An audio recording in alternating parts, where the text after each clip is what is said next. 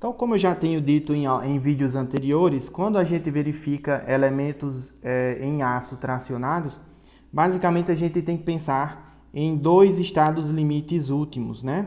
Que é o escoamento da seção bruta e a ruptura da seção líquida efetiva, né? A seção líquida efetiva. Então, vamos lá.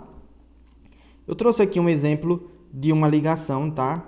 Entre uma chapa, uma barra chata, tá? Pertencente a um contraventamento. Então, essa chapa ela tem continuidade nessa direção, certo? Ela tem continuidade.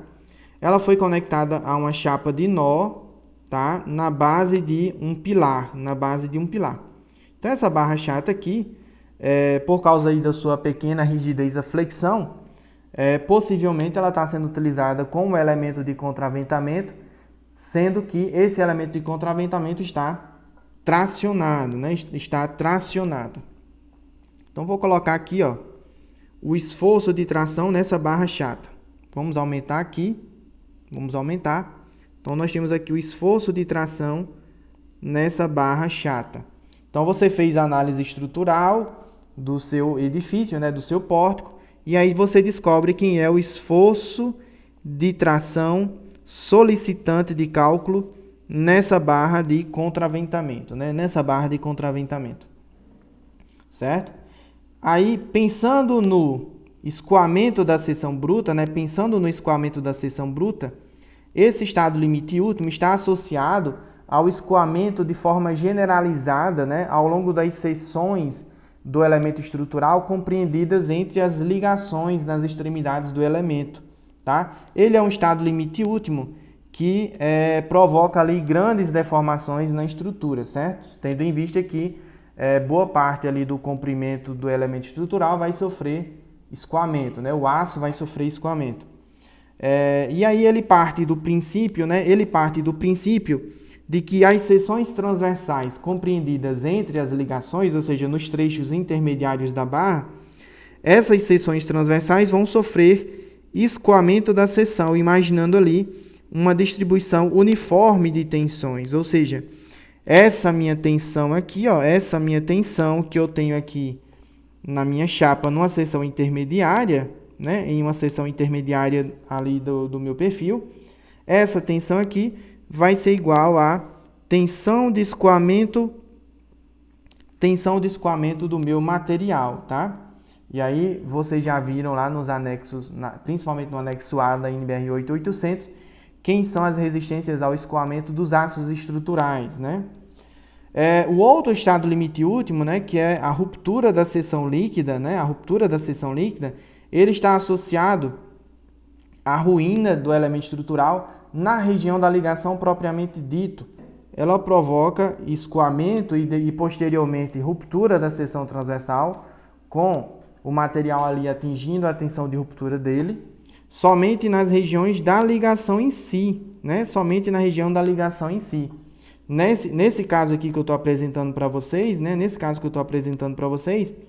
A seção crítica que eu teria seria essa aqui do primeiro, uma seção crítica passando aqui nesse primeiro parafuso, tá?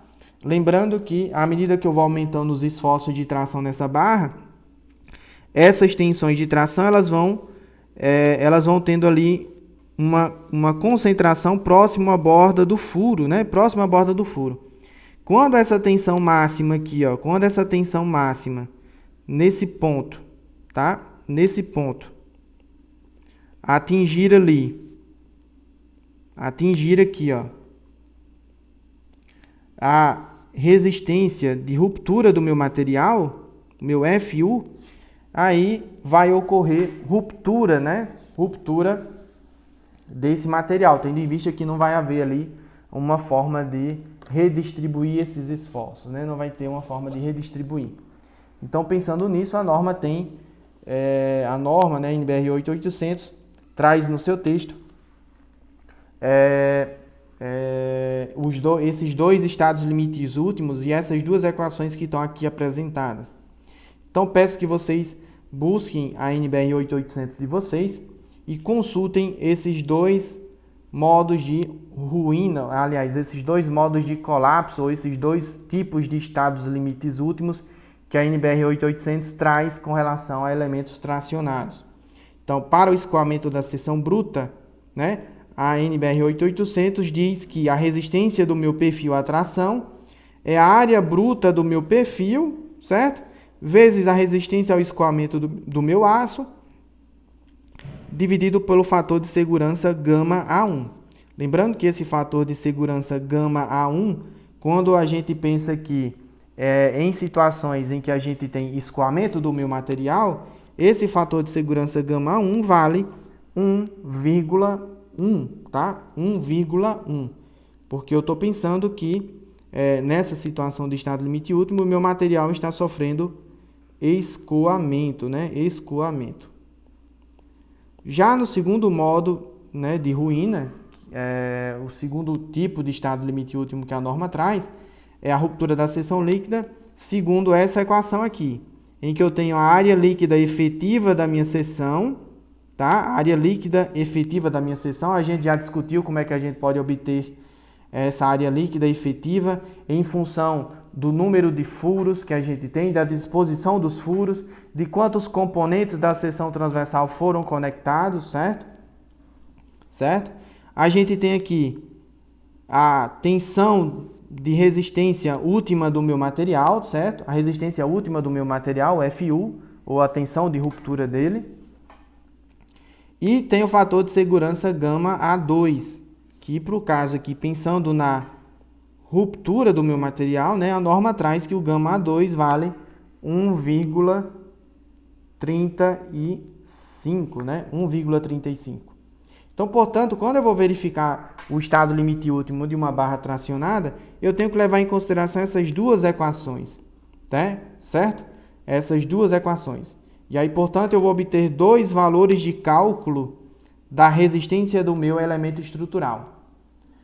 E, portanto, o modo de ruína que prevalece, né, o estado limite último que prevalece, é aquele que me fornece ali a menor resistência possível, ou seja, a resistência de cálculo do meu elemento estrutural à tração vai ser igual ao menor valor, né, o menor valor entre a resistência de cálculo obtida pelo escoamento da seção bruta, certo? Que eu vou chamar de NTRD1, e a ruptura da seção líquida, que eu vou chamar de NTRD2, certo?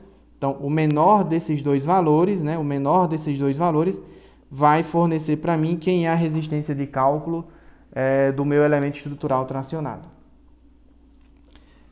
Outro aspecto que a gente tem que levar em consideração no dimensionamento de elementos tracionados é a questão da esbeltez limite, tá? Esbeltez limite dos meus perfis. A NBR 8800 tem uma preocupação válida de que elementos tracionados, né, elementos tracionados que possuem elevada esbeltez podem sofrer ali vibrações excessivas durante a etapa de montagem ou transporte deles, né, seja na fábrica ou seja no canteiro de obras. E isso pode posteriormente acarretar em problemas de conforto, né, de conforto visual, certo? É recomendável, portanto, que o índice que a esbeltez, né, desses elementos tracionados não excedam o valor de 300. Como é que eu calculo a esbeltez de um elemento tracionado? Eu pego o comprimento destravado desse meu elemento, ou seja, o comprimento entre pontos travados lateralmente, certo? E divido pelo raio de giração mínimo da seção transversal do meu perfil. Esse raio de giração mínimo é uma propriedade geométrica da seção, a gente consulta no catálogo do perfil que eu estou utilizando, certo? Então, pensando aqui, por exemplo, nos elementos que compõem aqui, por exemplo, essa diagonal do meu perfil, em uma situação em que essa barra aqui, essa minha diagonal estivesse tracionada, né? Tracionada, o comprimento destravado dela seria a distância de um nó ao outro, né? A distância de um nó ao outro, certo? Pensando aqui no banzo superior da minha treliça, né? No banzo superior da minha treliça, do lado esquerdo, eu teria dois comprimentos destravados. eu teria um comprimento destravado no plano da treliça, no próprio plano da treliça, que seria a distância de um nó ao outro, e teria o comprimento destravado perpendicular ao plano da treliça, que seria a distância de um ponto de contraventamento ao outro, né? Um ponto de contraventamento ao outro.